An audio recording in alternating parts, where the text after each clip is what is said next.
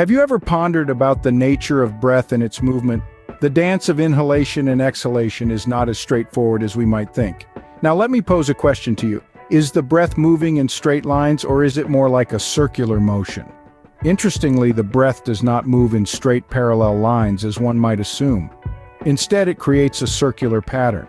It's not like two parallel lines that never intersect. Rather, it's a rhythm of life, a cycle that is constantly in motion. The incoming breath makes half a circle and the outgoing breath completes the rest. So, the first thing to understand is that the breath, both incoming and outgoing, together form a complete circle. They are not separate entities, they are one and the same. The same breath that enters also exits.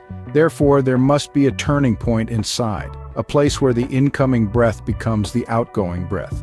But why such emphasis on this turning point? Consider the process of changing gears while driving a car. Every time you shift gears, you have to go through neutral, which isn't a gear at all. You move from first to second gear and from second to third, but you always have to pass through neutral. That neutral gear is the turning point where the first gear becomes the second, and the second becomes the third. Similarly, when your breath goes inside and starts to turn, it enters a neutral gear. Otherwise, it wouldn't be able to turn. It has to pass through a neutral zone. In that neutral zone, you are neither body nor mind, neither physical nor mental.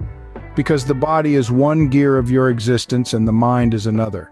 As you shift from one gear to another, there is a need for a neutral gear that is neither body nor mind. In that neutral zone, you simply exist, pure, simple, bodiless, and free of mind. This is why there is such emphasis on the turning point, the bend. To summarize, the breath is not moving in parallel lines, but in a circular motion.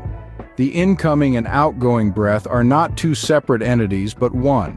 And there is a significant emphasis on the turning point where the incoming breath becomes outgoing. Understanding this can bring a deeper awareness of the natural rhythm of life and the interconnectedness of all things. So, the next time you take a breath, remember it's not just air entering and leaving your body, it's the circle of life in motion.